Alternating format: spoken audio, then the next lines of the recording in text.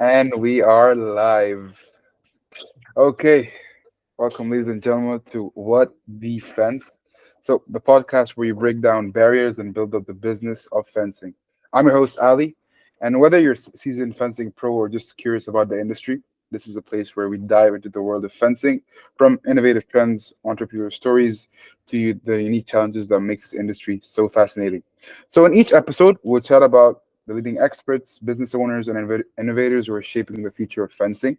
And we'll also explore what it takes to build a successful business, fencing business, and how to navigate the latest trends. And of course, share some fun stories and unexpected stuff that you're going to see in the field. So grab your tools, your coffee, or just your curiosity, and let's jump into today's episode with What the Fence. So we have our first guest over here, Mr. Johnny. Hey, man, how you doing? What's going on, bud? Doing good. How are you? I'm doing wonderful, man. It's quite a bright day. It's quite hot, honestly, but hey, it's fine. Okay, so tell me, man. How did you get first involved in the industry? Like, have you had a passion for this, or was it something you stumbled upon? Like, how did you find it? It was just a job. I was working a warehouse job and I ended up quitting that job because it was a toxic environment. And then I Mhm. went and drove to a place out of state, or not out of state, excuse me, out of county. So it was about an Mhm. hour commute one way just to make a little bit of money. Mhm. And it was, of course, very difficult, time consuming, hard job.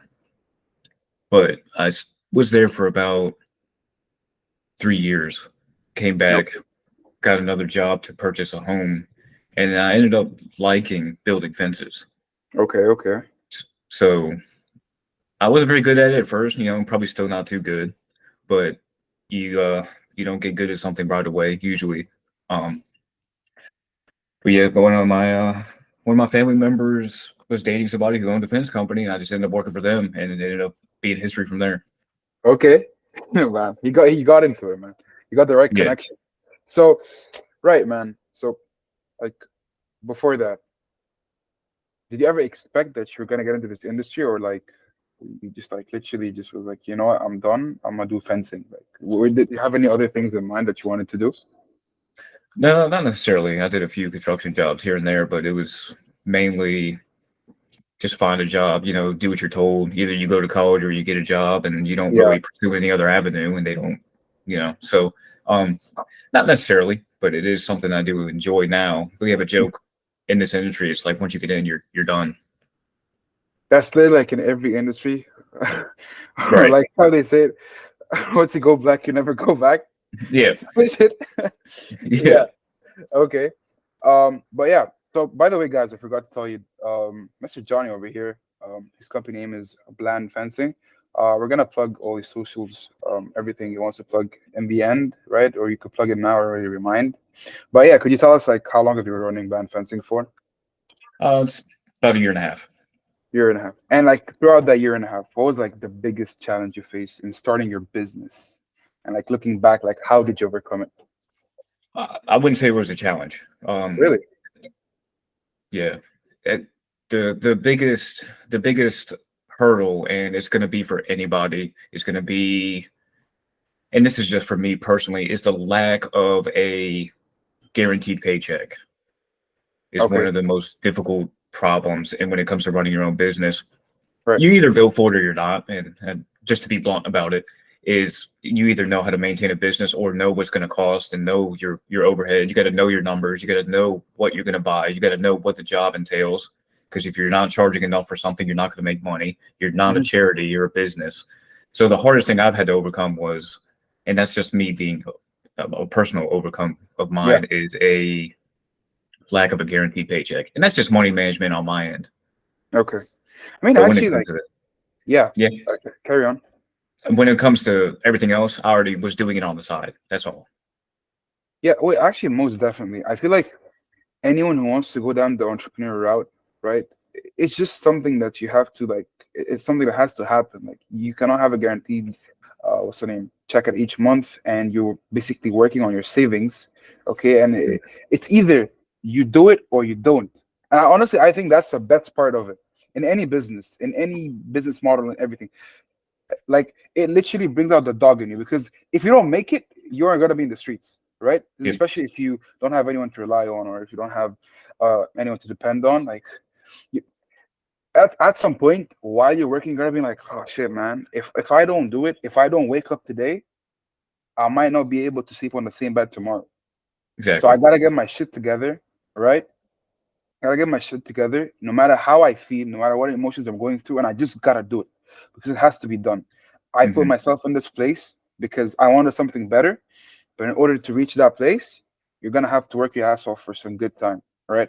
Until you can get there. You're not gonna get there by yourself. Like no one's gonna. Even if your dad's a millionaire, I mean, sure that gives you your benefits, but you're gonna want to be like your millionaire friends. So you're gonna want to like make money, and you're gonna try to figure it out, right? It doesn't matter what socioeconomic level you come from. Like Hmm. just business or entrepreneurship brings out the best of you, and could also bring out the worst in you if you don't know how to Hmm. manage your shit. And when it comes to metrics, I 100% agree with you. What is measured, right, could be improved upon. If you don't know your metrics, you're done. You're done. That's in Agreed. everything. Yeah. And like, actually, one of the biggest things I noticed is that when business owners, especially like when it comes to contractors, because they know like how to build stuff and how to do it. But it comes to like managing the business itself, that's where everything goes down, right? And when you try to convince them, hey man, you need an accountant. You're like, nah, man, I can do it. I just calculate on paper and we just figure it out at the end of the month, bro. Taxes. You need an accountant. You need someone to figure your shit out for you. See how much is your overhead, how much you're spending, how much do you have in profit. Because if you don't know your margins, like how are you running the business? How are you gonna hire employees? Like, you just cannot like just do it like that. You could do Hmm. it like that like for some time. But if you want to reach a certain type of level, right, and you just don't want to be where you're at stagnant, you're gonna have to start measuring everything, literally everything, right? Agreed. Right. So if you had like to describe your fencing business in like 3 words, okay, what would they be? Enjoyable, hard, rewarding. Okay, how is it these 3 words? Like what made you like say that? Oh, it's the best thing. Start with rewarding is taking something that's empty and you build something. It's like building a house. There was a lot there before. You have this whole yard that someone envisioned that they want something done here and there and over there, and you're able to do that. It's not easy work. Nothing in construction really is. I'm not like doing concrete. Those are the guys that really have the hard job, slinging forms and pouring and mugging and screeting. But it's not for the weak, that's for sure. But um, it's I can't remember what I said for the first word. It all went away from me. But Nah, it's completely fine. um yeah, it's really hard to describe unless you're in it. I'm not much for describing things and explaining things very well, so I'm doing my best. But it's one of those things that once you leave the rat race, you'll never want to go back. You Mm, would never ever want to work for somebody else, and you're still working for customers. yeah, That's also part of it being rewarding is you get to just be your own boss. At the end of the day, it sucks sometimes. You don't feel well, you got to go to work. yeah. It's hot, you got to go to work. But it's it's one of the best things I've done. Even if it wasn't fencing business, being an entrepreneur is just one of the better ways to do it. So yeah, it's no regrets. You know what? Like the most, in my opinion, the most fun thing, um, and the worst thing at the same time is not having a boss because there's no one like to tell you what to do, and because there's no one to tell you what to do, if you slack off, you're basically That's like, you. yeah, bro, it's you. Like Yep. this is your personality. This is your own brain who's guiding you. So Yep. you have no one to blame, right? And also another thing, um, it's not common, but I feel like with like the current generation, getting into construction or anything like basically like that takes a lot of time. That needs a lot of patience and requires a lot of hard physical work. I think it's I did hear that from multiple business owners in the fencing industry, but man, they don't last. They don't have the patience to last. Like they generally don't. And it's not that it's like our brain have been trained, to like like have everything fast, quickly. Like if you're hungry, you can get something from the supermarket. You don't have to work for it. You don't have to grow it. You don't have to like wait days to, for example, construct something. You could do it now. Everything can be done now to the point where we're lazy. So it's harder Hmm. also to find people with that type of grit and mindset to become a construction business owner. Like really. Hmm. So I know this is a cliche question, okay, but bear with me. Uh, I wanted to tell you before I asked it. What sets your business apart, Mr. Bland? Cliche answer, in my opinion, nothing. Really? It's yeah, it's really the business owner and the work that sets your business apart. Because anyone can build a fence, is what I say. Yep. Anyone can build a fence, but can someone do it right? Can someone do it to where it lasts? Can someone do it to where it doesn't look like crap? Some people care, some people don't. Nothing really sets my business apart, in my opinion. Hmm. Others might think different, but at the end of the day, I'm still just someone who's selling a product. Right. But the And question is, how do you mhm, like? How do you dial all these things down in order to perfect them? Like, does it come? Obviously, it comes with time and doing that thing multiple times, then you perfect it. But in the beginning stages, right? mhm. Um, do you find it difficult for clients to accept your work, maybe because the quality wasn't good, or they didn't something was deviated, it didn't look perfect, or were you doing good work? I mean, like good work from the beginning, and then it just went up from there. It's been, in my opinion, good work from the start. So Okay. word of mouth had, for the most part, been my only way of advertising. And Okay. I learned from a very competitive company that I used to work with. Okay. So the level of workmanship that was there was high, but you are doing yourself a disservice by never learning, by never getting advice from other people. In my opinion, there's no such thing as competition. If you don't take advice from them or at least look at what they're doing, it might not be correct, but you might learn something from them. And you always improve on what you're doing, how you're doing it, and what other techniques you can do. Okay. But it's been, in my opinion, I know what I'm doing from the start. Hmm. Word of mouth has been good. The level of craftsmanship, again, I'm not trying to shit on them or anything. It's just they didn't learn in such an environment, or they just don't understand what certain things need to be done when Hmm. it comes to certain fences. Because everything's different. And you could still do something the same way, but at the end of the day, if they're not happy with something, I go back. Yeah. What do I need to fix? But another part of that is setting expectations. Right. So you want a wood fence, it's going to cost you a third of the price of the vinyl. But at Right. the end of the day, it's going to warp, twist, crack. It is what it is. It's the product, it's the material. Setting Yeah. customer expectations is the biggest thing you can do, because if they understand it from the start, they're not going to be like, well, why did they do this? Well, I told you when it started. So, You get what you pay for. If you pay for this, you get that, basically. Right. right. And some people are about that because the Mm. budget allows that, which is no big deal. It's you, you can't make them pay you more, and they don't have to go with you. At the end of the day, you just got to know what your worth is, sell Mm. your product, and setting expectations is one of the biggest things you can do, because if they don't know what they're getting, they're going to be like, why is it doing this? Why is it doing that? The gates are going to sag. The stuff's going to crack. Yeah, you can prevent some of it, but again, setting customer expectations and always learn is what I say. Right. And like, what's like one of the most like surprising things, right? Most people don't know about running a fencing business or wouldn't expect from running a fencing business. Like unique perks, for example, or whatever is unique. Um, uh, the amount of variety of what you could do with a wood fence, in my opinion, is different, and not many people expect it, or not many people understand how to do something a certain way. A perk about it is if you're fast, it's quick money. Hmm. That would probably be the only thing, but you got to really know what you're doing, and it's typically either machine work, or you got to have a crew or know Okay. what you're doing. So, but there's a lot of other things when it comes to install. A lot of things when it comes to vendors. One of the most surprising things to me was how many people actually want a fence during the winter. Really? it doesn't really slow down that much depending on where you're at. It's an all Okay. year round kind of thing. Because in Virginia, where I am, probably close to Maryland as well, we don't get that much snow. It's not we don't have a frost depth, so you could build all year round. Okay. So that's one of the more surprising things. And it's uh one of the other things would be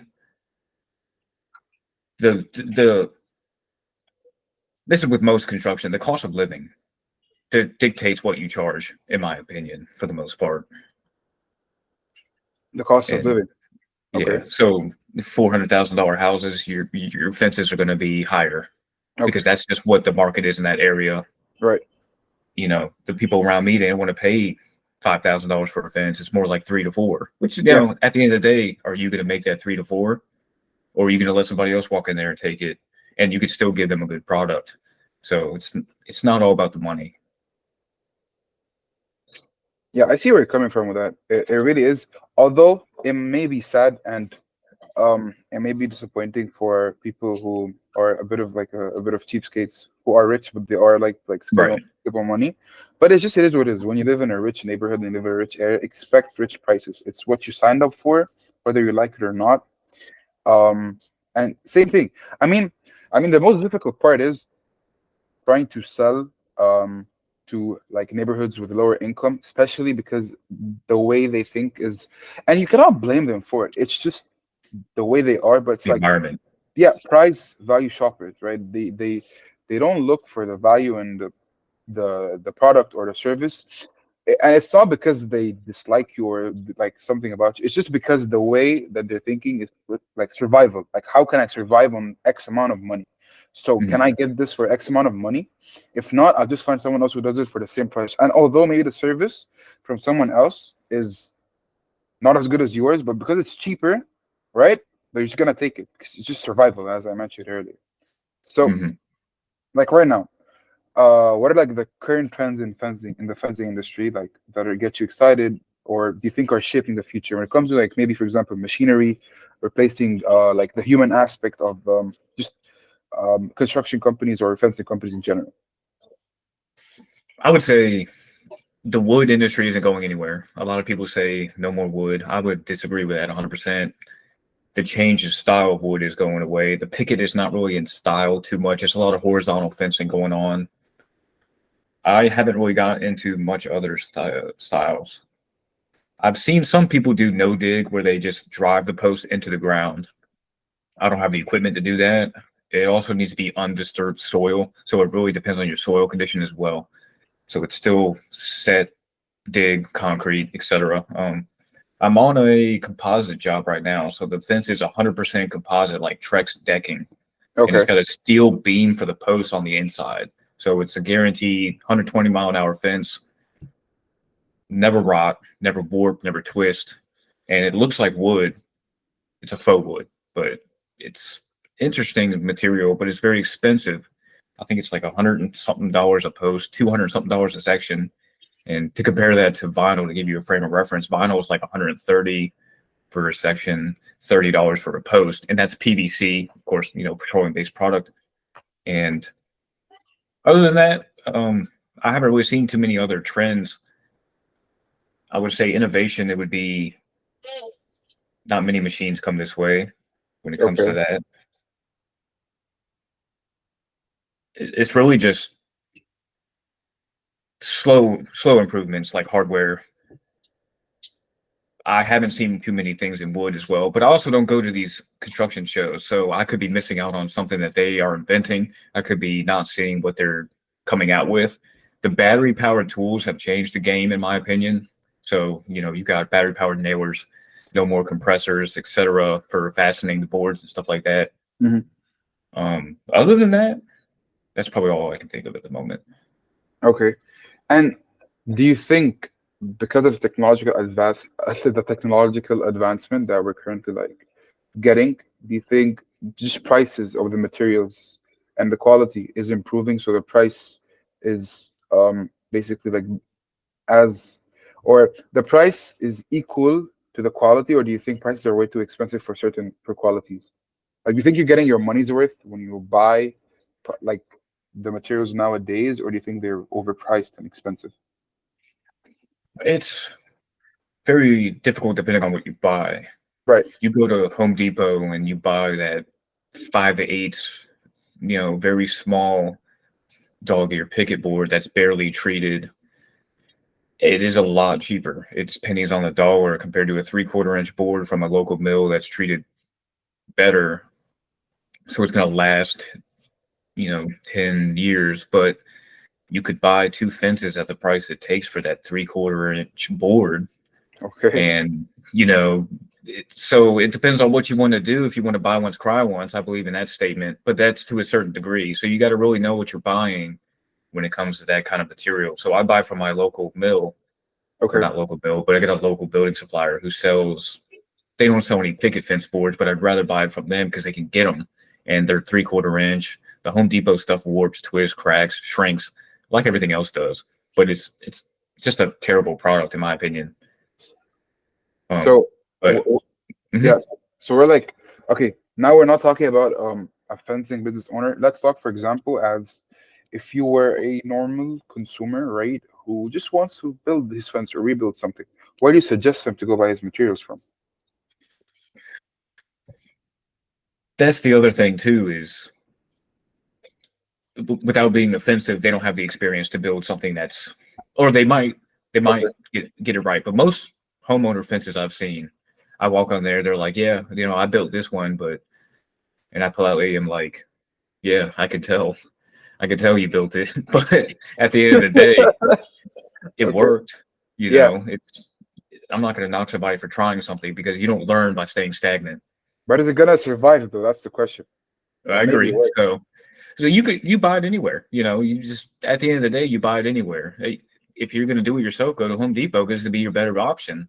Okay. So that's just the way it is. Because a lot of contractors say they mark up on material, and the homeowners don't understand it.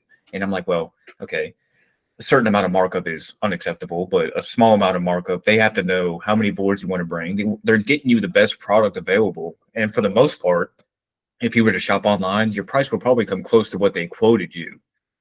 Close, if Right. they're marking it up correctly. Okay. And so, I don't know. I stray off the question a lot, don't I? No, no, no, no. I You would have just it. say, No, no, you have it. You're actually like still in line. Don't worry. yeah, yeah. So it's just one of those things. It's as a regular consumer, it's like anything. A lot of people are like, "Oh, that's ridiculous." Sometimes it is ridiculous, but you got to think of the trucking to get it there, who milled it, who bought it, who cut it down, all that stuff. So if you're building it yourself as a homeowner, Home Depot, Lowe's, box stores are fine. Now I got a But spicy question for you. Have mhm. you ever like had to face like a person like a customer or prospect who's interested, but then you tell them the price and be like, you know what, I'm gonna build it myself. I don't need your help. Yeah, you can typically tell, and that's not a problem. And one of the strategies to that, and what I'll give it as a piece of advice for every other contractor, is don't break down your bids. Okay. And that's not a secretive thing. That's just like, oh, I had a $45 fuel charge. Yeah, you're 2 hours away. So, they're going to be nitpicking everything, which again, they need to know what they're getting charged for. It's a hard case on both ends, but don't break down your bids because a lot of people will call you as a fence contractor and be like, yeah, I've got this 100-foot fence here. Um, I've got my own material. I just need a price. I'm like, oh yeah, you got your own material, huh? Did you know how much you needed? And I go there and measure it, knowing Uh, full well, be prepared to lose money going to this job because it's fuel, but be prepared. But at the end of the day, it's like, yeah, they picked out some 2x4s and pickets. They don't even know what they're doing. They got, and you can see where they started. And I'm just like measuring it. I give them a price, and I was like, yeah, I'll text you a price. And you can tell those people are just trying to get you to explain to them how to do it or how much more material they need. And again, that comes with don't break down your bids, and you got to be as short as possible with certain customers like that. Man, like you have a good level of patience because I feel like if I was in your place one day, I'd be like, okay, Mr. Bob the Builder, build it yourself. Like, man, like what I are you? agree. Yeah, like are you bringing me here just like to waste my time? Like, what are you You doing? want to say that. You want Yeah, to. yeah, I But understand. You have to stay polite though. Well, you never know too. Some people are just like that, and you get the feeling when you get there. But I'll go to a gate repair, and it'll turn into a whole tear down and rebuild. You just never know. But those people, they'll call you and be like, "Yeah, that's what you want to tell them." I really do want to be like, "Yeah, just why don't you build it yourself then, if you're that concerned, or if you really wanted to bring me out here for no reason too." Mhm. So it's the pros and cons of a free consultation. Right. And okay, I have another question. Um, so let's say someone calls you up, tells you, okay, let's do this. We want to do this. Get, for example, vinyl fencing, right? And we're gonna get some gates. You obviously don't give them a code on the phone because you have to go and like just give them a code in person, right? An estimate in person. Um, so from there, after you give them the price, right, and they're fully aware of it, what happens if they start like trying to like literally cut your price in half and be like trying to get a big ass discount and like how do you deal with these type of customers? I don't, to be completely honest. They go somewhere else, and you're not gonna. There's a very small amount of wiggle room. I'm Okay. not. And that's cash wiggle room, if you understand what I'm saying. And I Yes, know you profit do. margins, gross profit. Yeah. Yeah.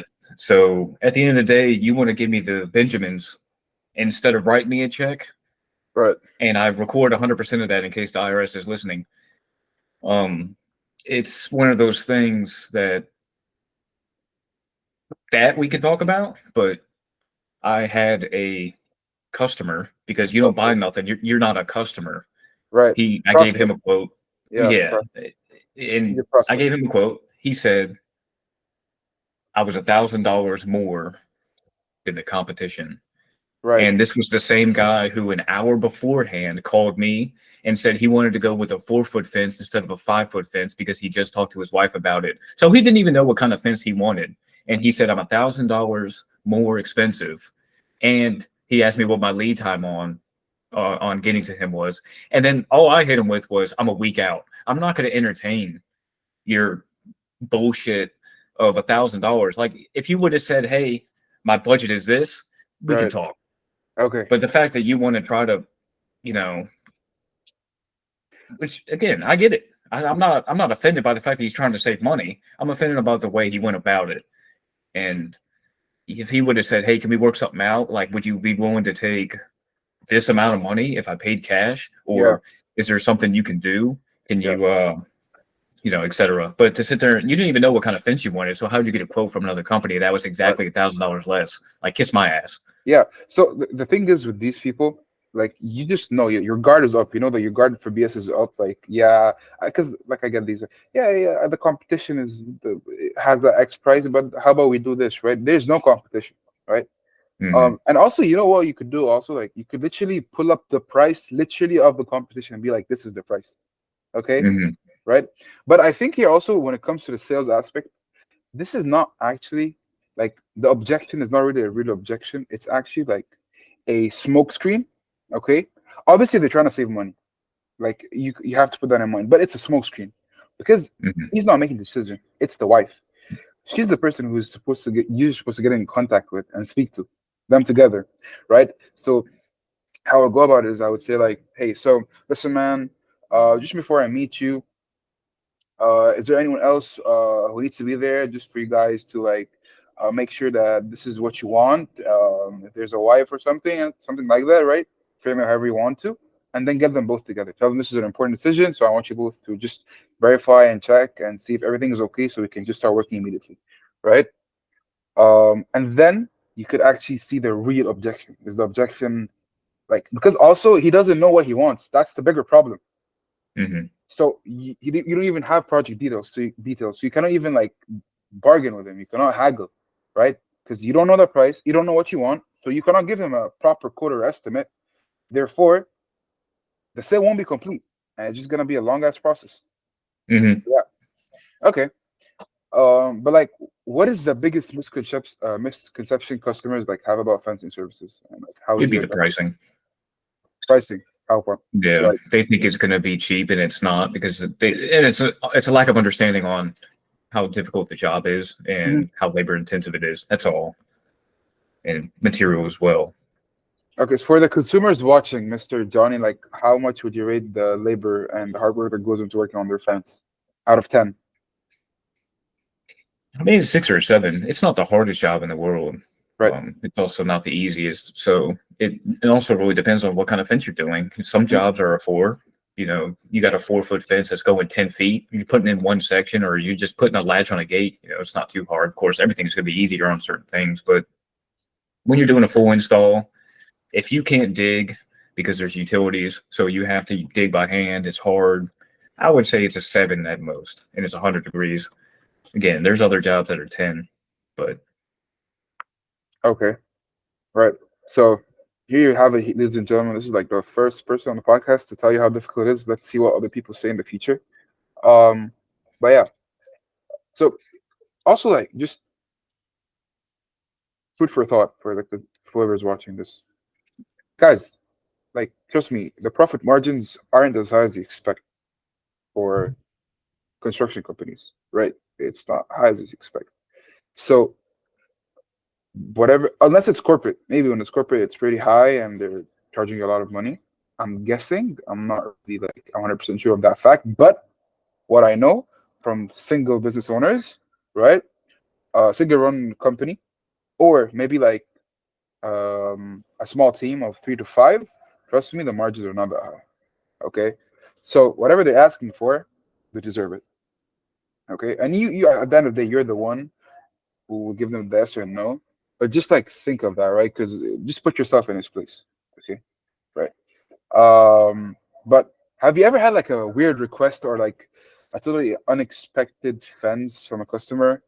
Something like quite different, unique, crazy colors. Like, have you ever had that?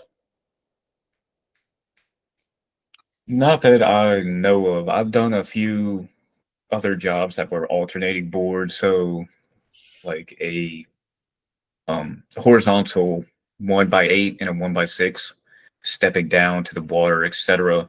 Hmm. So when it comes to something weird or obscure, the color doesn't really come to a play unless it applies to the material itself. So you can get vinyl in all different colors and shapes and sizes, and it's pretty straightforward to install because it's all just interlocking posts. It's it. You just walk away, custom cuts, etc. But the wood stuff, I don't stain anything. Uh, I've had people ask if I do stain, and I might be getting into that, but you have to wait until the wood dries. I'm trying to think. Nothing really No comes to process. mind, so Yeah, yeah. not too sure. I was saying it's a whole process, but yeah. When I asked that question, I was thinking, imagine someone asked for a pink fence, like a big ass pink fence. That would look insane. You can get that. Yeah, I mean you could, but has someone done it though? Like a No, no, Hello Kitty themed house, like big ass yeah, pink house with a pink fence. like them But old toys back in the day. They yeah, were yeah, all yeah, yeah. colored. Yeah. No, some people want black fences, which is that's what's in right now. So like chain link vinyl, etc. But when they ask for that stuff, they see the price of the colored vinyl. They're like, no, Okay. thank you. So, and also, I might not have been in business long enough to see that yet. Mhm. So maybe I will one day. But I didn't do the quoting and pricing in the other job I was in. So stay tuned. If you want a pink fence, you know who to hit up, guys. That's right. Okay, so since you said the competition is not real and that, so how To a do point. you balance customer satisfaction with maintaining profitability in a competitive industry? They've got to understand, and you have to understand that your price is your price. Yeah, there is probably some wiggle room there, but if you're good at what you do, people are going to want to hire you. That's basically what it is. And yeah, if you're going to be $800 a foot, you're not going to get any jobs. So you got to know what other people are charging to a point, and then you have to know your worth, which is very important. But when you're the customer satisfaction part would be, I'm too busy, I can't get to you. Be honest. Tell them you can't get to them because they're going to be sitting there like waiting around 3 weeks. Oh yeah, he's supposed to come by. He never did. He could have called somebody else. That's, in my opinion, there's so much work to go around. You can't get to every job, especially being by yourself. So, honesty and fair pricing would Right. be the answer. And do you feel like Um, sorry, not do you feel like, my bad, but do you have like some sort of refund policy um that you do, or like, for example, if you damage something on your end, you fix it for them for free and stuff like that, or like, what do you do when it comes to like refunds, or if someone asks for a refund or a chargeback? Typically, you give it to them. I haven't had that yet because a good policy of mine is I collect material up front because I tell people I don't pay for their projects. So, it's just the way it is. I've got 6 jobs going on. I can't front 100% of the thing, Right. the materials to do that. It's not my project. So at the end of the day, that's kind of like a safety net for the construction worker, Yeah. and it's kind of a guarantee. It's, in my opinion, bigger than a contract because they're willing to trust you first of all with this amount of money, or have them call and pay for the material. It's another easier way to get the customer to do something like that when you're first starting on as well. Hmm. And then once the material gets there, if something is damaged, the store typically takes care of that. If it's delivery issue, if it's install issue, it's my ass. I take care of it. Damn, I can see like you going down a deep down hole, and then margins are zero after maybe one fence that something went wrong with. But Yeah, you gotta know what you're doing, you know. So it's very, if you have new material, I'm stick building it for the most part. Nothing is paneled. So everything goes in. You can warranty whatever you want to, but at the end of the okay, day, if a tree comes down and hits it, why am I going to warranty that? okay. So yeah, So for the past like year and a half, okay, what, Mr. John, okay, what is your secret sauce for continuous growth other keep than your quality work? Because I know quality work is like the basics. right. It's No, essential. no, yeah, yeah. It's know your numbers. Of course, you know that. Hmm. Keep your overhead low. Okay, and how do you do that? So own your equipment if you can. Don't buy new equipment you don't absolutely need. Buy in bulk for discount savings. So your nails, your fasteners, your hinges. Find a supplier that you can buy direct. Don't go to the box store for your nails. Someone else will sell them $60 a box instead of 120. Just shop around. So you charge, however many a box, like per job, because you never know how many you're going to use, what they add, etc. So, it's $70, $80 for nails. You got to be able to grow. So you got to be able to make profit on the nails you buy. And if they Right. were to go to buy it, it would be $120 at the store for them. So that's what you charge. It's not it's Fair and not square. robbery. It's just business. Fair and So, square. hmm So I am aware that you're a one man business, but when it comes to hiring and team building, right? Like, what qualities do you look for in a candidate to join your team, if you ever thought about it? And what are your plans with hiring, right? So another question is experience in fencing essential, or do you personally prefer to train people from the ground up? it's not essential at all. I was 100% green, and the only requirement is show up. Right. I also, it's hard to say that I would prefer to train somebody from the ground up because I'm still learning and still getting advice from other people who do it all the time. Mhm. Still, it's hard for me to say, yeah, I'd rather train somebody from the ground up without me sounding like I'm the best person who ever touched a fence. But I would I would prefer them not know anything because some things are just kind of silly. Or if they do know some things and have worked for other companies, what do I do differently, and what do you want to do differently as a coworker or as an employee, and explain to me why that's better. But Right. the real test is get them on a job. If you can get on a job site and tote and carry stuff and get out there and it's 100 something degrees and you're not passing out, that's the hardest part. Okay. And right. So since you said training is not essential, okay. Um, Now, this you maybe not have experience yet, but have you ever felt like you saw people building bad habits in the business when it comes to just like doing the work itself? Do you think people build up bad habits from working, for example, with other companies, and then when they try to like go to a new company, there's so many bad habits already instilled in what they're doing that training them would be very, very difficult? Yeah, I've seen that. it's not necessarily like stuff that isn't untrainable, but the person has to be willing to see what they're doing. And sometimes you don't see it because you do something as a whole company, and like that's the way I've been taught. But it might suck because no one else has told you Yeah, this isn't the way to do it. You've got to do it this way, or this is another way to do it. Why don't you try it that way instead of doing it this way? So I've seen some of it, and I mean, I've seen some good and I've seen some bad habits. It's just really, it only, in our line of work, a majority of the habits don't matter so much. really. Only when it comes to me looking at something and be like, I can't believe they did that. A homeowner would have no clue.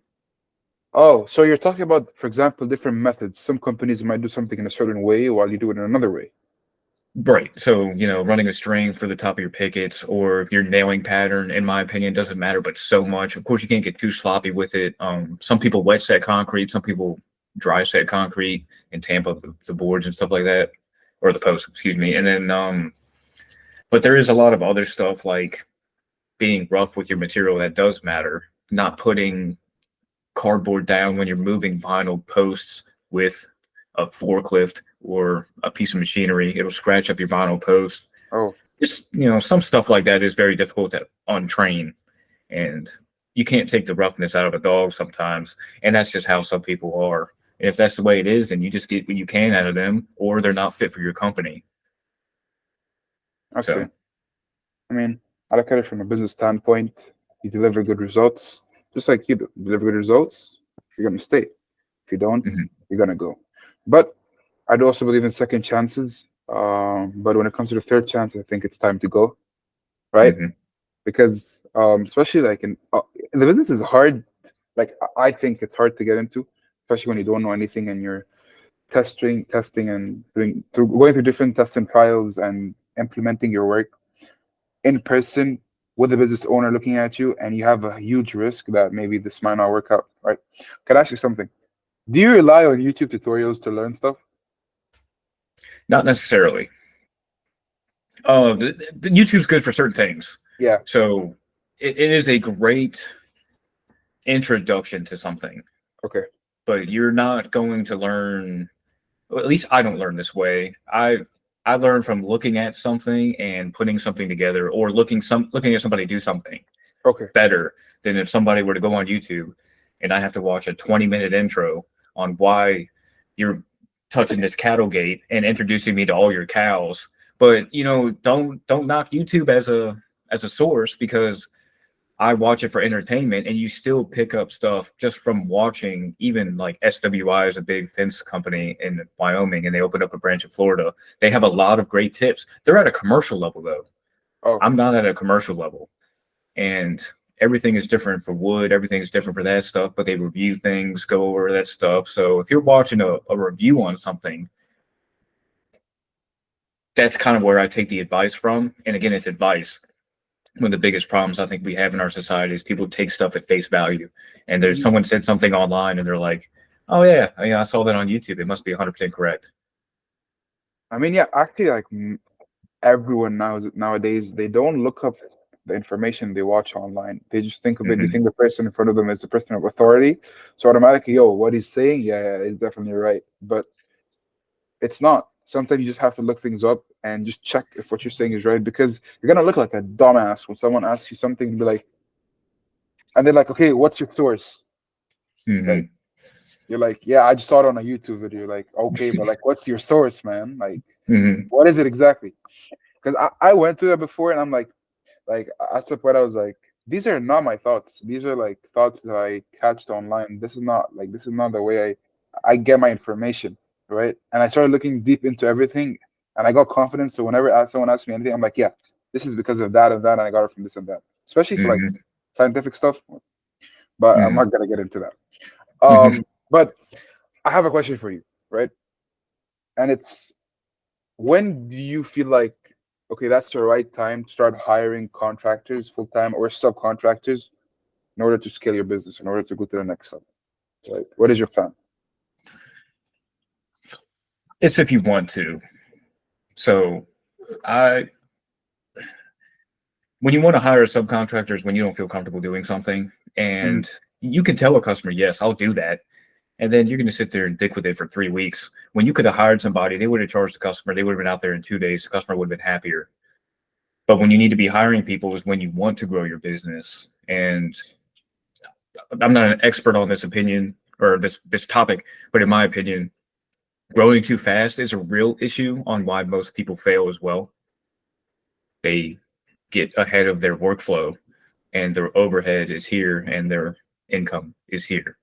So if you want to hire people, you need to be able to pay them and not yourself if it comes down to that. And you need to be able to make sure there's enough work to keep them busy.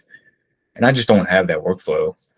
But if I wanted to do a mega scale business, sure. I'm not really interested in that. I like just doing fences here and there, doing what I can. And it's all it takes, really. I mean, you don't have to be rich. You just have to be happy, in my opinion. It is about money because it's business, but you don't Most have to definitely. be a billionaire. And it's just, it'd be nice to hire people, give you a little less load off yourself, but you understand you're going to make less money at the start. But I would say it's mainly up to the person. If that's what they want to do with their business, if that's when they grow, then you want to do it smart, baby steps. But the subcontracting part is definitely, I tell customers all the time, and they do appreciate the honesty. I don't feel comfortable doing this, but I know somebody who does. Honestly, solid take, man. Really solid take. It's not like make money fast type shit. And for the part what you said, scaling too fast, right? I think it's a big problem. I mean, scaling fast is good, but there's two things you need to scale fast and sustainably. The right answer is sustainably. Grow Mm, sustainably, which is one, you have to understand and you have to be able to deliver your service pretty well. Like the fulfillment has to be on point, okay? Or if it's not on point, it has to be a little bit below on point, okay? But it has to be really good because that's what's feeding you. If the fulfillment itself is not good, you're messed. You're done. That's the first part. So that's what you're doing, right? That's what you're doing with your business. You already have that handled. Second part, you gotta have the systems, right? You got to have the team to be able to skip that point, and that needs planning. And that takes time before you can actually like, okay, 5 employees, get more projects, start doing marketing, and then scale, scale, scale, scale, scale. But if you don't have these things in check, the worst part about scaling a business is, okay, for example, you said I'm gonna do X and I'm gonna get Y, and then you get Y, and then you're like, shit, I have to stop that now because I have too many clients and I cannot fulfill all these clients at once. mm-hmm, And then what happens is it's either you take time from your business and take time from the clients you're supposed to work with, trying to figure out, okay, how can I set up a team so I can fulfill all these projects? Or you work slave like mindlessly, right? Like a slave to fulfill all these projects. And you may not be able to deliver on point because you just have too many things to do at once. So mm-hmm, it kills the quality of the service itself. So I mm-hmm, think in any business, right? If you have these 2 points on par, I think it's gonna succeed. It just needs time, and also, um, me personally, I've been trying to dabble into that, which is basically hiring people who are way better than you, people who are way smarter than you, right? Who can do the job way better than you, because maybe then, yeah, you're the business owner, and you have a bit of an ego stroke. You're like, yeah, I'm the owner, man, I'm the CEO, right? But there's always room for improvement. There's always room for learning something new. Imagine getting someone who could 100 extra business, literally 100 extra business, right? How would you feel? For some people, they take it on their ego. They're like, nah, I don't need them. I'm gonna do it on my own. And there are other people who are be like, okay, fine. I'll put my ego aside. At the end of the day, I have this one goal, and in order to reach that goal, I have to do this. So I'm gonna do this, right? I'm not gonna think about it twice. And truly, truly, truly, when our ego gets the best of us, we lose immediately. And I always have to put myself in check. Whenever I feel like my ego's like getting in front of me, I'm like, okay, this is not the mm-hmm, good time to do this. Like, I'm here to learn. I'm not here, right, to show that I have more experience than them. Like, it does hurt a little bit, to be honest with you. When, for example, you've been doing something for a couple of years and then someone brand new comes in and does like a breaking entrance, and then you're like, okay, all right, I'll pull my 5 years aside. and I'm gonna see what he's doing, understand it. I don't have to apply, but I have to understand what he's doing because he's clearly doing something better than I am. Hmm. Okay, but yeah. So, Mr. Johnny, how do most of your customers find you? Is it through referrals, word of mouth, or online marketing? It'd be Facebook and Google for the most part. It was originally word of mouth. Sometimes it's friends. Okay. Could you Yeah. emphasize more on Facebook and Google? Like, what are you doing specifically on those two things? Oh, just posting on Facebook for the most part. Being on Google is a big one because nobody's gonna know who you are. It's the day and age. You want to know something. I need a HVAC guy. You Google HVAC. Right. You know, you're not gonna know. So you just got to be on there if anything, and just make sure you post your work so people can see what you do. Just ask for reviews, etc. So I'm not. By the way, what I'm about to say, I'm not saying this just to like make you feel good about yourself, but you don't even understand how many people I talk to, and they're like, "No, I don't need a website. I just rely on my referrals. No, I don't need to optimize my Google My Business. I don't need the Google My Business account. How are people supposed to find you, my man? How are in people this day and supposed to age, find you? yeah. How? Literally, people. There's a study that came out. If I find it, I will link it. But I read it right like a year ago, and it says who shoppers when they look for anything, if you don't have a website, 67% of them don't buy from you because a website shows that you are a real business, right? You exist, you have authority, okay? Especially when the website has your projects and it's displayed well and it's designed well. Um, it makes a huge difference. Guys, contractors, roofing, HVAC, fencing, decking, whatever. Guys, you need to have an online presence. Okay. Listen, having a Facebook account may be enough.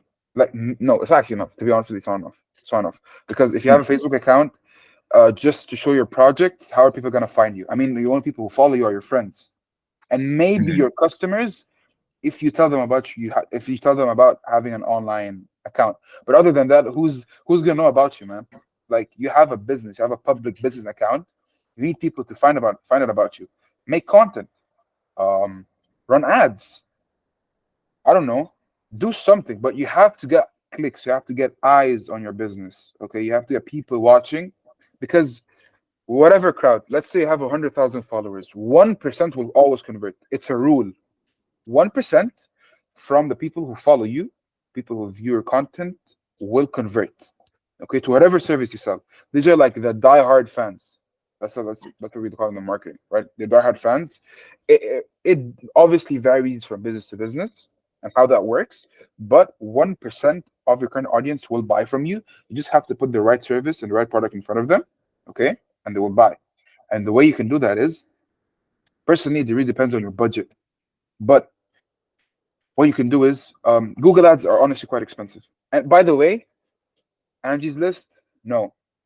These type of websites, no. Guys, the leads you're buying with your hard-earned money that are costing you like 50, $70 are being passed around to other business owners in the same area as yours. You're not getting something unique. Like, don't think like you're getting a lead. Like these people are, when you call them up, they're gonna be like, yeah, we got another one of your competitor, he's pricing at X and X. And Mhm. they're being real, by the way. They're not joking. Seriously, your leads are going to them. And I'm not only talking about Angie's List. I'm talking about other websites that are similar that provide leads, right? They charge you for the leads, and they also have like some other charge. I don't know. I haven't used it, but the facts I'm saying right now are from business owners I talk to. Okay, and I know for sure in the future someone is gonna come on the podcast and he's gonna talk about this topic. I'm telling you from now. Now watch me. I'm not even kidding. So invest into Facebook ads. Okay, it's not that expensive. If you want to run it on your own, you can run it on your own. There's a risk to it, but you're a contractor. Just let someone do it for you. Okay, that's like $1,000, $2,000, right? $1,000 in ads, maybe $1,000 as a retainer for the company, or whatever the price is. But invest at least $1,000 into the ads themselves, not into what the company's taking, right? $1,000 is a good budget to start with, and it's gonna get you a lot of leads. But you must be able to convert these leads, not just by calling them. You have to qualify them. It's a whole process. That's why just get a marketing agency, get a marketing person. Let them do them for you. All right, let them do it for you. The money that you're investing in that is money you're investing back into your business, so you can basically have full control of your business, know the project is going on, and know that what you're doing right now is worth the time you're putting into. Because if you put your time into, like, man, Johnny, I have a question. If I tell you right now, bro, start learning Facebook ads, are you gonna go learn Facebook ads and run ads for your company, or are you just gonna continue with what you're doing? Just be honest. Probably just do what I'm doing. That's what most people would Exactly. do. Because as humans, our psychology is you just do what you're comfortable with. And most contractors are not tech savvy, and that's expected. You guys are working hard labor every single day, right? You're building and you're creating shit. I don't expect you to be tech savvy, right? And getting into this is just like a whole nother world, right? So Hmm. just imagine getting into that. It's just a lot of time that you can delegate. Delegate to elevate. Truly, delegate to elevate. The more you understand this, the more benefit you're gonna see in your business. Okay, and not the more you understand it. People could understand it. I understand it, but do you apply it? That's the question. If you apply it, it's gonna feel difficult, especially when you're, for example, you're making 10,000 per month, but your profit margins are 5K. So you're making gross profit 5K, for example, per month. It's hard. It's difficult paying 1,000, 2,000. Okay, but if you give it time, I read it run, it's gonna give you what you need, right? It's gonna give you what you need. I swear to God, I'm not joking. You can look it up. You can look up people's like results. Man, ads are the best way for a paid acquisition. Okay, and content. Okay, why? Why should I get someone? Listen, I don't also expect you to film and edit your own content. That's a whole another world as well. Okay, but why do I tell you to film your content? Because okay, we already have the website. It builds authority, right? It shows that you exist. Also on the website, make sure to put your face on the website. People buy from humans, not businesses. And what makes it Right. even better, when you showcase your team on the website, it shows that you're real, you know? And then when they see you in person, it just, there's this feeling, I cannot explain it, but it just shows that you're the shit. Okay? No, like actually. So, okay, website aside. So, Ali, like, what do I do with my website, man? Like, do I get like a designer and then I publish a website and that's it? No, get a website, get an SEO guy. SEO takes time, right? Until I don't do SEO personally, so I don't know. But what I know is from other people is that SEO does take time until it works. Okay, it takes a couple of months, and results are not immediate, but it does work. What does SEO does? Search engine optimization. Okay, it helps you get optimized to rank higher on the feed, right? When you look up um, grocery store in whatever area you're in, you gotta get grocery stores. You gotta get the sponsored at first. These are the people who pay for local service ads, Google Ads, okay, Google Lead Services. That's number one, sponsored ads. Number two, there's an area called the Mad Pack. The Mad Pack consists of three businesses that show up. There's a more business button, but these are the top three businesses with one, the highest ratings, two, an optimized Google My Business account. By the way, guys, I'm gonna leave a checklist, a Google My Business account checklist in the comment section. Just go through the account, make sure that you fill all the information, tick each box, and you're gonna have an optimized Google account. And that's gonna help you automatically rank higher, a bit higher. I'm not promising you that shit is gonna skyrocket. You know, you're gonna get clients the next day, you're making money. No, but it's gonna help you rank higher because your competition, not all of your competition is doing that. Okay. Your competition is probably like your competition probably doesn't even have this information, right? Or doesn't even believe in this information. So you taking this and taking action after hearing this, it's gonna help you become a competitor. Most of you guys are not a competitor right now. With all due respect to everyone, and I don't mean that in a bad way, but you're not a competitor. You might be doing good work, but there are other people who are doing good work right now. So you need to like establish yourself, like the corporate companies. And I just feel bad when I see like smaller companies do excellent work, excellent craftsmanship, excellent, and I mean excellent, but they're not getting the recognition they deserve simply because they just don't have a way to like show themselves to the world, right? So Yeah. content, other than obviously showing your product, especially like these build, like for example, showing filming a video of you building, for example, a fence from 0 to 100, like from zero to scratch, from scratch to like getting it done. These videos actually are Other than them being satisfying, they actually show your work. Like, not because showing a before and after is cool, but showing a video of you doing it is even cooler. Okay, Mhm. and it shows that you're more real. That's the thing. And then talking about when you talk about when you film videos of yourself, right, or your team or whatever, talking about your industries, giving tips to other contractors, giving tips to homeowners, teaching them stuff, you place yourself in a higher position. Okay, so level one, we got a website, optimized, SEO. Level two, we got content, right? We're posting content consistently. For example, if you could, um, like you could, like if you have no skills and you just like want to film a quick video, you could do that and keep it completely raw. Okay, but if you want to go to the next level, get a video editor or a photographer, or just get your kid. If you have a kid, bro, and he obviously knows how to use a phone, let him film it and he can edit your videos. I'm telling you, he can do it. He's just lazy, man. He can do it. Mhm. Okay. Or if he's too stubborn, right, just get someone who's gonna do it for you. There, you're showing that okay, um, this is me and this is what I do and this is how I help other homeowners receive X service, right? Okay, and you establish yourself, and then when you give tips to business owners, you give tips to prospects who are might be interested, because listen, they might scroll on your page for a long time, but trust me, one day they will convert. They will convert, I'm telling you. It's a matter of when. It's just a matter of when. So you have to be consistent with it.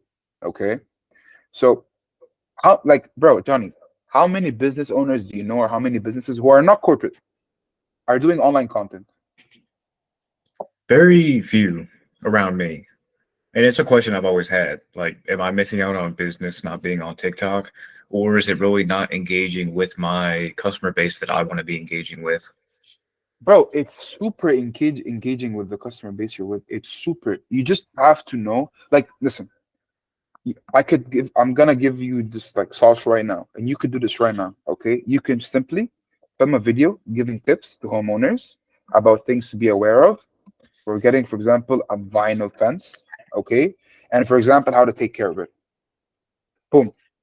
Okay, and listen, you're. I have this rule, right? Because I have this rule where your YouTube videos or any content you post online, the content that doesn't get seen now, trust me, it's not meant to be seen now. It's meant to be seen when that one video or that two videos blow up and then people look back at them. Or when you become super successful, right? People look back at them. So Mhm. that's the purpose. So don't get discouraged. I know the zero views. This video is not gonna get much views. I know it's not gonna get much views. But I'm not counting on podcast one or two. I'm counting on podcast 30, 40. Because then, and especially like when you're providing a lot of value in your content, right, just providing value to the people are gonna be interested, because who doesn't want to Mhm. learn, right? Who doesn't want to learn? So listen, man, when it comes to you, Johnny, um okay, what is your question? What do you feel like is, what don't you understand about filming content, or like what is your question when it comes to that, so I can help you better with that? Well, I understand it, but I also want to work for a certain customer base. And Okay. my generation, you know, I'm about 30. Hmm. We don't have too much money these Right. days. Right. So it's not really the people who want to hire me for the most part. And for me to be on TikTok, again, I don't know if it would be worth my time is the only thing I don't know. Okay. How much time could you like put out per day? It doesn't have to be at a certain time slot every single time, every single day, but how much time could you put out just to like filming a couple of videos and editing them? I mean, it's pretty easy. Like, there's an app called CapCut. It's super easy to use, like really, really easy. Yeah. There's a lot of tutorials on YouTube, but like, how many, don't even edit the content, man. How much time do you have just to filming a video talking about something and posting it out every day? How much time do you I have can to do do? an hour or two. Okay. Well, listen, if there's a service and there's a product and people are buying it, there's a customer audience. The problem here is not that you don't know if there's a there's an audience for your product. You don't know who you're trying to target. So the question is, okay, I'll make it easier. In which areas, right? Or what's the income, right, of the people you want to target, and where do they live? It really wouldn't be about the income, but it would just be I don't mind anything, any job. There's no such thing as too small of a job, but typically what I want is something that's about 100 feet, Mhm. just give or take. Okay. So you do, I mean, hell, you do three 50-foot jobs in a week, it's decent money. So more than a 9 to 5 job. So probably about, maybe I'm shooting for the 80 to $90,000 income range Okay. within a 25-mile radius. Within the 25 minutes. Okay. By the way, what you just said, if I were to be running ads right now, I can literally input like on Facebook or any type of like social media that you run ads on. You can literally input the information. And for that, funny fun fact, for the part when you said the income, there's a website on Google where it shows you how much, what are the wealthiest areas in each city and state, and you could target those on Facebook, and you could get clients from there, right? And Hmm. then for it, yeah, and then okay, you got the leads. Let's say you got leads in a certain area, okay? What's even cooler is, so you call up these leads, or I mean, okay, it depends on the agency really, but some agencies they give you the leads and they're like, okay, here, like I give you a list, call them, deal with them. I got you the leads. That's my part. Other agencies have like a hybrid offer where they bring you the leads and then they have like a call center, right? They call up the leads for you, ask them a couple of questions about the project, qualify them for you. So you're not getting like listen, because it really depends on the budget and the targeting and all of that. But for example, let's say you got 100 leads. Nice. Out of those 100 leads, you and I know not all of them are going to pick up. Not all of them are going to buy, right? So let's say 50% they'll pick up. That's 50 left. And let's say out of those 50, another 50% are the ones who you get in contact with, but you don't close yet, right? These 25 prospects are the gold, okay? So what these agencies do is they call the leads for you, they qualify them for you, ask them qualification questions. For example, because maybe, for example, you put a discount, okay, which I don't always recommend. You can do that from time to time, but because it doesn't bring the right customer. But um, for example, you put on an ad selling a wood fence, okay, and then part of the form, because after you click on the ad, it sends you to a form, okay, and then it asks you how big is the project. You could simply just put I don't work with people. You don't say that, but like you write that we don't do jobs under 100 feet. Hmm. We don't do that, right? And by the way, that's not a bad thing. You may think, damn man, I might be losing on jobs, but here's the thing: you're not losing on jobs. You're I don't know what is your let's say an 80-foot job. How much on average would it cost? I know it's a super random question. Just give me a number. Just give me a number. 80 foot, you might be 3,000, 4,000 in total. Okay, 80 foot, 4,000, Yeah, 100, 120. How much would that cost? probably 5 to 6. 5, 6. Okay, so 4 to 6, right? The jobs the jobs that you're not getting for four, right? And okay, I can show you another method of getting these people as well, but I'll get into that later. But the people that you're not getting from the 4K, instead you're getting people for 6K. Okay, it might be less. It might be less, which is fine. Why? Because that means that these people, right, have the money to pay you. That's the first thing. That's the most important part. They have the money to pay you, right? So it makes the job easier for you. Because if you don't have the money to pay you, it's just like a losing war, right? You're entering a battle and you're gonna lose at the end. It's just a waste of time. So you qualified them. You saw how big is the project, what is the scope of project, and you could also ask them about their budget, like how much budget do you want to spend, and then right. So you get 6 jobs at the end. Then comes your job, Mr. Johnny. What happens is they schedule these people for you on your calendar, and then your job from there is so you have like information about the client. You know that this person wants the size of the project is this big. This is the type of fence he wants.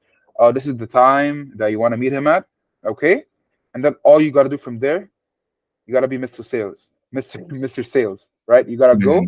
give them an estimate, and then you close them. Okay, so yeah. By the way, for the part, by the way, if you don't want to lose any job you get, you could do this after I know this is very niche specific, guys, and it's like most of you guys won't even know what I'm talking about, but just listen to me, right? In case you hire an agency, what you can do is you can run the ads, okay, after the form. You could say we don't work on jobs below X amount, okay? Or you don't even ask that question. You just say, for example, you post an online ad that says 20% off a wood fence, and let's say the fence costs 7,000, it goes down to 5,000, okay? I'm sorry, 6,000, it goes down to 15,000, right? 15,000, I think, yeah, I think almost. So it goes down to 15,000. Well, 50,000 what? I meant not 15,000. It goes down to what the fuck? Yeah, wait. Yeah, 50, what the fuck? No, never mind. Man, I'm bad on math, okay? My bad. Anyways, you just put out like a certain discount, okay? To 20% off. So now you know the customer who filled the form is willing to pay, for example, 4,500. So now you have an idea. Now what you could do is you could now you have your phone number, you have all of their info, their address, their name, their email, you have all their info. So you could call them. And what you could also do is you could do this. So let's say you got 100 leads. It came down to 20 leads at the end. 10 of them are for 4,000, and 10 of them are for 6,000. So what you could do is you could start with the 6,000. You can call them all up, try to like sell them and see how it works out. And then you have the other list. It's 4,000. You do the same thing, right? But also the point of ads is not just to get you more clients, it's also to get you better clients who pay you better, right? So as Johnny said, whatever you feel like you're worth, that's what you go for. So if you feel like you're worth doing jobs for X amount of money, trust me, you're gonna find jobs that pay you X amount of money. It's just like a belief you have to break inside here. You have to break that belief because you'd be like, no, man, I always get jobs for like 2,000. I'll just stick to that. Like, no, no. There are certain beliefs that you have to break, right? Because they're holding you back. They're called limiting beliefs, guys. Yeah. So back to our normal questions. I know I was talking for a long time, but hope you gain at least some knowledge from that, Johnny, and the others did, hopefully. Was that helpful? Honestly, Yeah, on the one thing I want to interject on the topic of the Angie's List is when you take leads like that, same thing with Lowe's or Home Depot, yeah, all they think is Lowe's, Home Depot, and Angie's List did this job. right, They didn't think you did this job. So you're not advertising your company while taking those jobs. That's one thing I would say. right. I also have another question. Have you ever like, oh wait, so for Google, what are you doing specifically on Google? So I'm guessing for Facebook, you're doing like normal posts about your projects, correct? Okay. And for okay, so have I changed your mind about running ads and posting content online?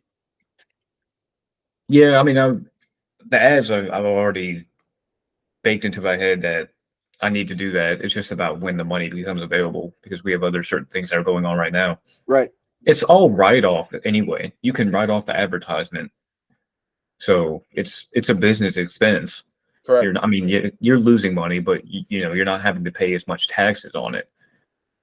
But when it comes to TikTok, I just wasn't. I really don't. I'm not too sure because the customer base is younger. They don't own homes for the most part. That was my concern. Okay, no, okay, let's attack that point because I haven't attacked it. Actually, people from all ages are on TikTok and not just the younger base. The younger base maybe a lot. I do agree with you, but when it comes to because listen, when it comes to, for example, kitchen remodeling, right? Who do you think are watching kitchen remodeling transformations, Johnny? What do you think are watching? Older Which people, yeah. exactly? So there are older people on TikTok. Okay, they may not be as no, there are actually like millions. I was gonna say there's not a lot, but no, there are millions. Maybe if we compare the ratio to youngins, like young kids and older people, the ratio might be like huge. But if we're talking numbers, there's millions of old people on TikTok, right? Mm. It's a platform for everyone. I see people selling all the time. For example, like backyard remodeling, kitchen remodeling, everything on TikTok, bro. They're just showing their work, what they do, right? And then you go to their Facebook, and then they have like their content there, their offers. So no, it works. It does work. You just have to. I think my advice, if you want to know what type of content to post, at least if you don't have any ideas right now, what I suggest is open TikTok, go to the search engine, write the service you're selling, and you're probably gonna find someone making content about it. And then you could just look at his information, look like what he's doing, try to come up with an idea similar or better or different from what you did, and you can go from there. And then trust me, the ideas are gonna come. They're gonna come automatically. Yeah. You just need to like put in the practice first, right? And that's a bit of market research. You have to do research, right? You got to see what other competitors are doing, and you're gonna get ideas for content. And that's what I did. I saw, for example, what are the best entrepreneurs doing, for example, when it comes to their offers in a certain niche, a certain business, and I see, okay, what can I improve upon? What can I add to what I'm doing? And it helps. Okay, it helps. So yeah. So no, you can find, man, whatever age bracket you think of. There's definitely, trust me, there's a lot of people. You can even Mhm. look it up. You can look at the statistics. There's a lot of people. But I wanted to ask you, do you do any sorts of like signs or put your logo somewhere, anything like that? No, not necessarily. I thought about getting some fence signs, but I haven't started that part yet. Okay. And what about like, have you ever got clients, or do you go network, for example, to like community events related to your industry to like get more clients or make more friends in the business, or like what's your approach towards that? How do you make friends in the business? Not necessarily.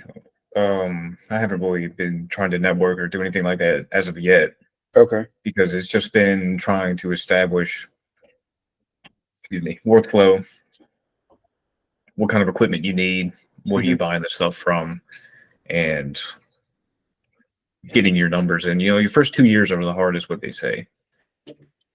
So it's just probably something I need to be doing coming in the next decade or so for sure. But one step at a time. Oh, one step at a time. Most definitely, man. So, different question. Let's get out of the just like business thinking. Let's make it a bit chill, right? So, if you could install a fence anywhere in the world, whether it's real or fictional, where would it be and why? Around my house, so I can have some privacy. Uh, I don't really know because it's what I really like is commercial fencing. When I say commercial, 4 foot cedar or something nice in front of like a Chick-fil-A. I don't know why, but maybe it's because I'm in the industry. Not that Okay. I care about Chick-fil-A is just an example. It's Hmm. just something. It's cool to see your work. Right. So when millions of people Oh, pass by and they built that, it's cool. yeah, I see where you're coming from. It's like art, basically. It's like Right. art, and only the people who know how these things are made will understand, like, Exactly. will get the beauty of it. Like, Exactly.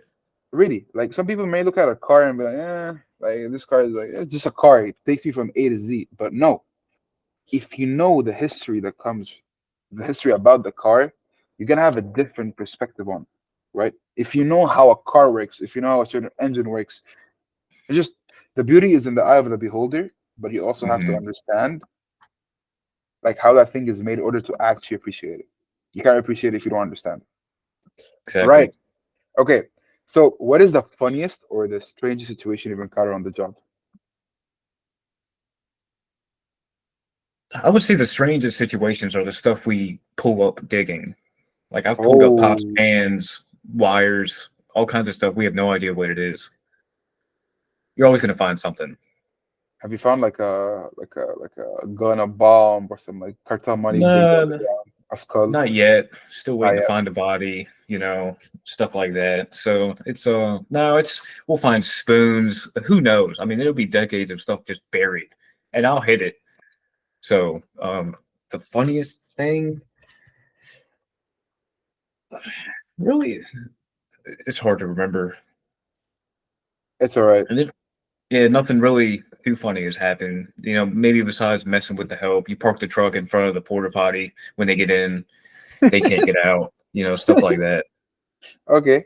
Um, I have a question. Do you, while working, do you use like a metal detector, right, when you're digging, or do you like just straight dig and don't even? Just yeah, it's typically a of course, there's a thing called 811. You got to call before you dig, and they mark all the lines and everything else like that. Hmm. Where I'm at, there's not any gas lines except for propane, so there's no natural gas because it's not a industrial city, and there's everything else is either PVC or Comcast buried cable, etc., fiber, or it's all overhead. I don't Right. use a metal detector because either the auger is going to hit something or it's not. You know, Yeah. I Yeah. I'm not going to try to find something before I get in there.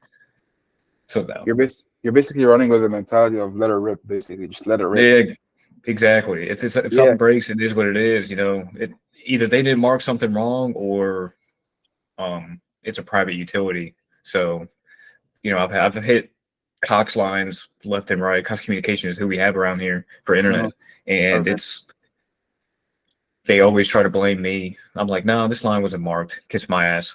So, and I don't dig within 3 feet with the auger of it just to be cover my butt basically. And so, yeah, no, I don't really just let it go. If it hits something, it is what it is. It's either going to break the auger, which I doubt, or it's going to break whatever's in the ground. So, Okay. Right. And just like so, last couple questions before we wrap things up. Right. So, what are the jobs do you prefer? You like getting more of? Um, that, for example, we can talk at it business wise. When it comes to profitability, that's number one, and we can talk number two, the time it takes to get done. Right. So, how easy is it to install? That's number two. Or number three, just self fulfillment. Which jobs you like doing more? Like, also, do you do decking or do you not do it? I'm starting to get into decking. Okay. So fencing, decking, and do you gates as well? Yeah, gates go hand in hand with custom gates. I'm getting into that as well. I have a welder who does that stuff too. So I have my first custom gate on the job site I'm doing that composite job on. It's getting a 13-foot double swinging 100% metal gate with a wood insert. Wood insert. Wood insert. That's new. I never heard So about the that. frame is metal, and Yeah. then you put the boards on the outside so it matches the rest of the fence. Is it So heavy? it's gonna be about 300 pounds each gate. So Damn. it's 100% welded, and we got a hinge set, and this company is called Badass Hinges, and Yeah. their hinges are 3,000 pounds rated. So yeah, it's all good. And I got the other guy who's building the gate for me because I don't do the welding. Right. So he'll weld everything up, and I'll set the posts in, and we'll put the hinges on, get the spacing right, put the laser level on it. Everything will be good. But yeah, to get back to your question, the fulfillment and the business, in my opinion, of course, everybody's different. They go hand in Mhm. hand. Mhm. If you don't enjoy what you're doing, why do it? Right. So the jobs I hate would be repairs. Because for the most part, people, again, it's survival. People are just trying to put lipstick on a pig. And it's like, well, no, you really just need to replace everything. But it just takes twice as long to repair something than it does to build something new. So I don't really care for doing that, but I don't have a specific job where I'm like, oh, I hate doing this. Um, that I can think of off the top of my head. Because you enjoy most of the aspect of the job, then you Right. enjoy what you're doing and you're gonna make money. Right. So, wait. I know this depends really on the type of fence, right? But since you said repair takes as much, like double the time, does it also take double the money to repair it, or is installation cheaper or repairing? I It mean, it depends on depends the also. repair. Yeah, I know it depends, Right. but like, what could be like the ratio? Like, The how much? repair 90% is the time it could be cheaper because you're not spending all that extra material. You're replacing a post. It's still going to cost a certain amount of money because you have to pull the post out, put the new post in, nail the section in. So you're saving in material cost and some labor depending on what the repair is. Hmm. So you just got to weigh your cost as a customer, and they just need to be honest with you what this is going to cost to repair, what this is going to be cost to put new, and how bad is it in shape. Okay, right. And you've answered all my questions. I guess there's no more. Do you have any questions for me? Unfortunately, no. I wish I did. I apologize. That's cool. And is there like anything you'd like to say to business owners? people who are trying to get into the industry, or just anything in general to anyone, just to like end this with a good message?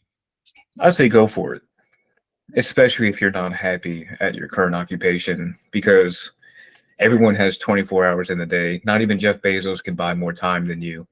So if you're not happy with where you're working, don't quit your job immediately and just be like, nah, he said to do it. I'm done. Put a plan in. Do it on the side. See if you enjoy it, first of all, because you quit your job and you go do something and then you hate it. It's going to suck, because one of the other things, and I'll say this, when the job is nice, it's nice. But when it sucks, it sucks. When it's 30, 20 degrees, it sucks. When it's 70 degrees and you're on the water and you're building fences, and like everyone else, you just think they're miserable. Like you think you have the best job ever. And then, the month before it was 100 something degrees. So just make sure you enjoy it. No one's going to stop you but you. Don't stop learning. And don't think you know everything. That's the biggest thing with any job. Don't think you know everything. Always be humble. And you can always learn something from somebody, even if they do it differently than you. Okay, guys, that's a beautiful message. I think, yeah, let it rip, guys. Go for it. Whatever you're trying to do. But you have to take risks wisely, all right? You have to plan before it. You cannot just be like, yeah, okay, let's do it. Like, nah, that's not how it works, right? You're going to pay for that, and it's going to hurt, and you're going to regret it. So plan accordingly. See what your overhead might be, okay? Because by the way, there's one thing I learned. You will never have the full answer. You might have like a quarter of it, and you're going to find out the rest with experience and time. So Mm-hmm. trust me, trying to like you have this question and you're trying to find the perfect answer for it, you're not gonna be able to find it. You're better off jumping in the water, right? And then you start swimming and then you find out the answer. But don't expect to find the answer immediately, because this is procrastination and it leads you to nowhere. And you're not really being productive by like trying to like find some questions about the industry and trying to understand how you perfect whatever service you're gonna do. You're not gonna perfect it unless you do it by hand. You do it consistently, right? And you do it with respect to your job. You have to respect your job, if that makes sense. You have to respect what you do, okay? Because when you respect what you do, right, you're gonna have gratitude, right? And you're gonna feel blessed, and you're not gonna feel like, oh fuck, I'm doing this. Why am I doing this? And you're not gonna Mm-hmm. regret your life, right? So some people have worse than you, some people have better than you, but it's in your control to improve your life. So, guys, do what's in your control, and whatever is not in your control, just stop thinking about it because you can't control it, right? Like the IRS.